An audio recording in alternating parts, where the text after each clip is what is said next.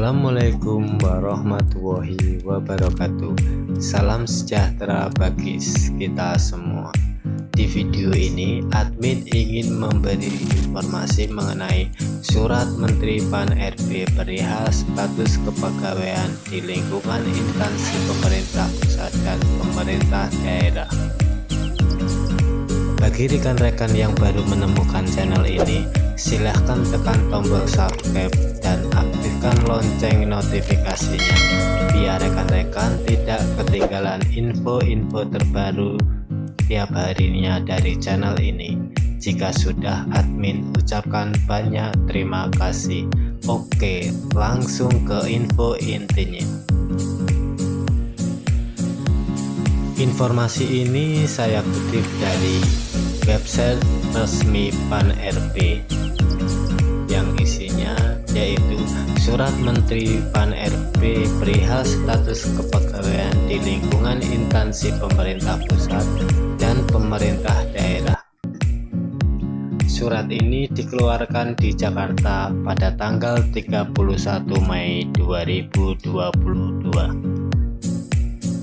Nomor surat ini yaitu B-185-M-SM-M-03-2022 dikeluarkan pada tanggal 31 Mei 2022 perihal status kepegawaian di lingkungan instansi pemerintah pusat dan pemerintah daerah.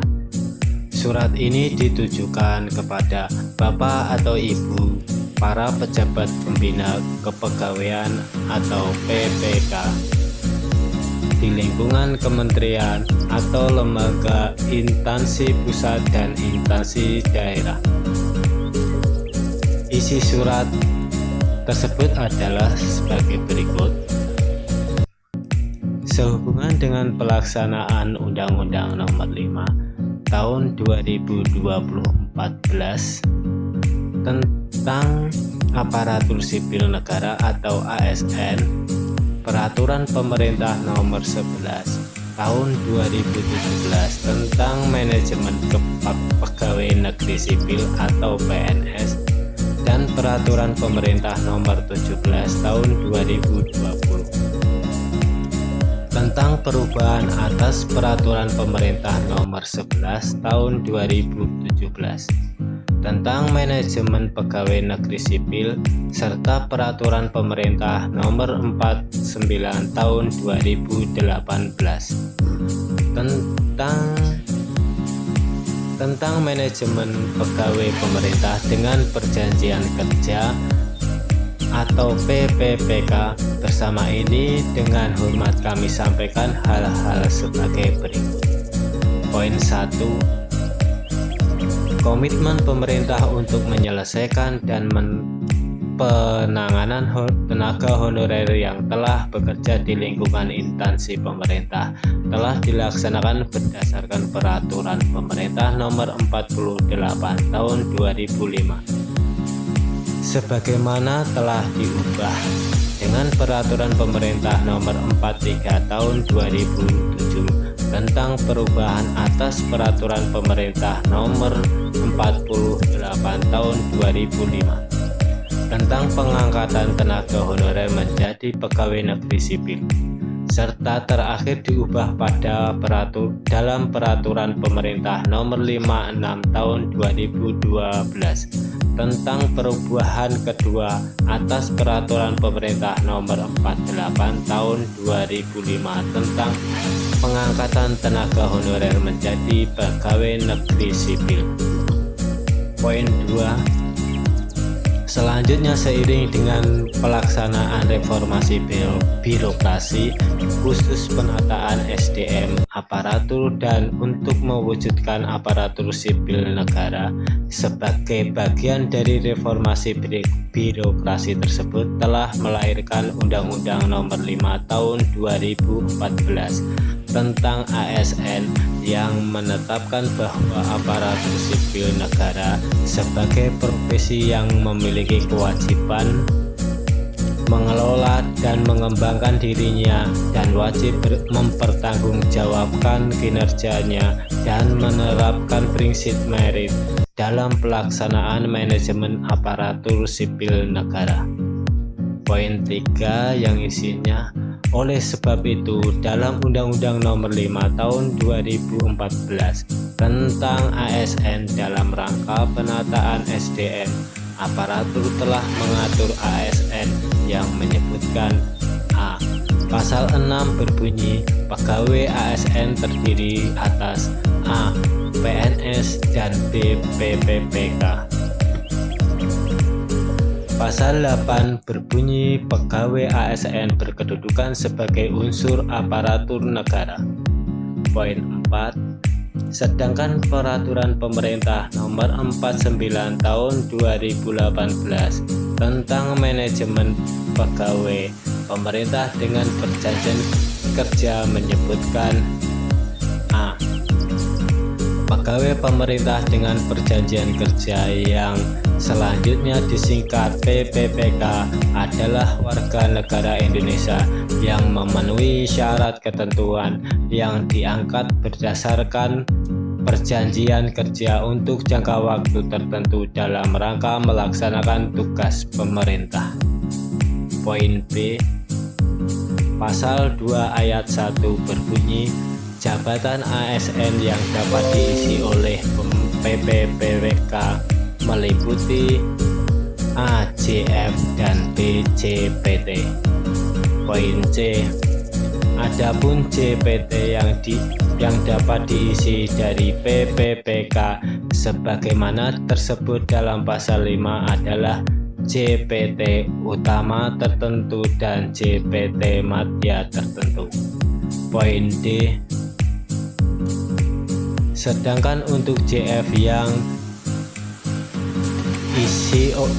diisi oleh PPPK sebagaimana diatur dalam Peraturan Presiden Nomor 38 Tahun 2020 tentang jenis jabatan yang dapat diisi oleh PPPK dan Keputusan Menteri Pan-RB Nomor 76 Tahun 2022 tentang perubahan atas Keputusan Menteri Pan-RB Nomor 1197 Tahun 2020 tentang jabatan fungsional yang dapat diisi oleh pegawai pemerintah dengan perjanjian kerja. Poin E, Pasal 96 ayat 1 berbunyi, PPPK dilarang mengangkat pegawai non-PNS atau non-PPK untuk mengisi jabatan ASN.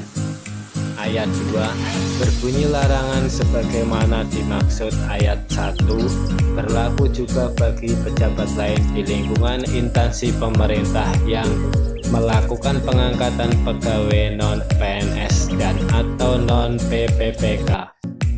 Dan ayat 3 berbunyi, PPK dan pejabat lain yang mengangkat pegawai non-PNS dan atau non-PPPK untuk mengisi jabatan ASN dikenakan sanksi sesuai ketentuan peraturan perundang-undangan.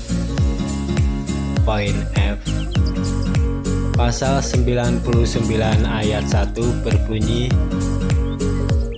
pada saat peraturan pemerintah ini berlaku, pegawai non-PNS yang bertugas pada instansi pemerintah tersebut termasuk pegawai yang bertugas pada lembaga non-struktural instansi pemerintah yang menerapkan pola pengelolaan keuangan, badan layanan umum atau badan layanan umum daerah, lembaga penyiaran publik dan perguruan tinggi negeri baru berdasarkan Peraturan Presiden Nomor 10 Tahun 2016 tentang dosen dan tenaga kependidikan pada perguruan tinggi negeri, baru sebelum diundangkannya peraturan pemerintah ini masih tetap melaksanakan tugas paling lama 5 tahun.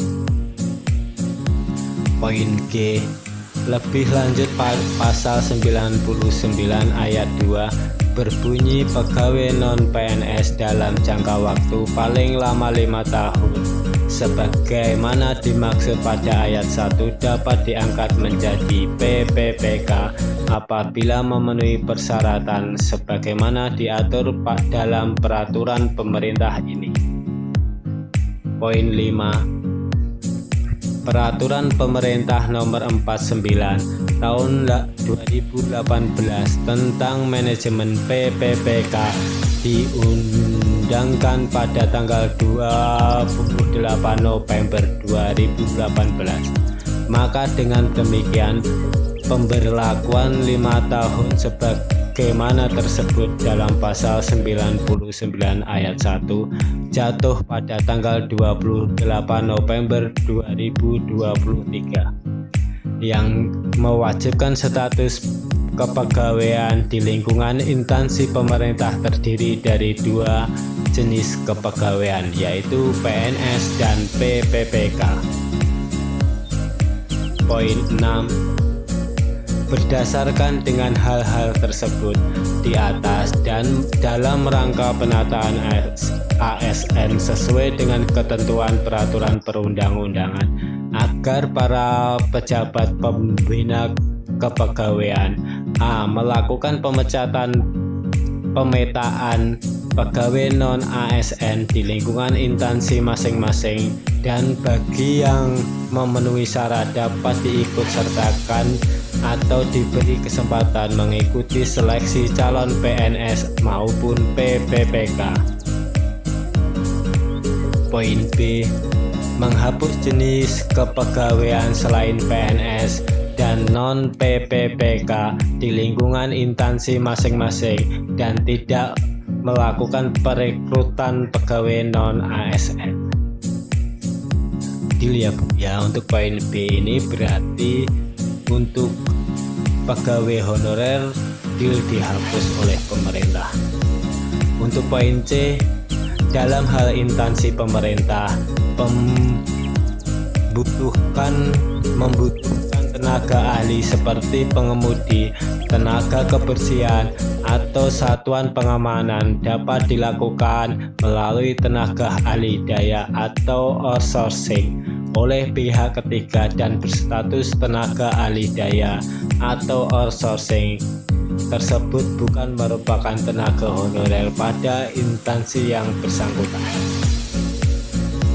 Untuk poin D, menyusun langkah strategis penyesuaian pegawai non-ASN yang tidak memenuhi syarat dan tidak lulus seleksi calon PNS maupun calon PPPK sesuai ketentuan peraturan perundang-undangan sebelum batas waktu tanggal 28 November 2023. Poin E.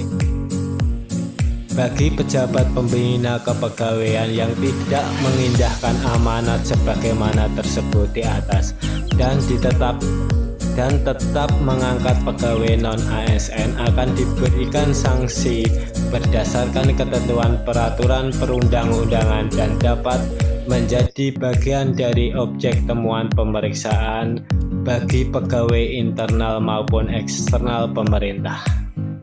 Demikian beberapa hal yang dapat kami sampaikan. Atas perhatian dan kerjasamanya disampaikan terima kasih. Surat ini ditandatangani Menteri Pendayagunaan Aparatur Negara dan Reformasi Birokrasi Cahyokumolo. Cukup sekian informasi dari admin. Bagi kalian yang baru menemukan channel ini, silahkan tekan tombol subscribe dan aktifkan lonceng notifikasinya biar rekan-rekan semua dapat info terbaru tiap harinya dari channel ini. Jika sudah, admin ucapkan banyak terima kasih. Cukup sekian dan akhir kata, wassalamualaikum warahmatullahi wabarakatuh.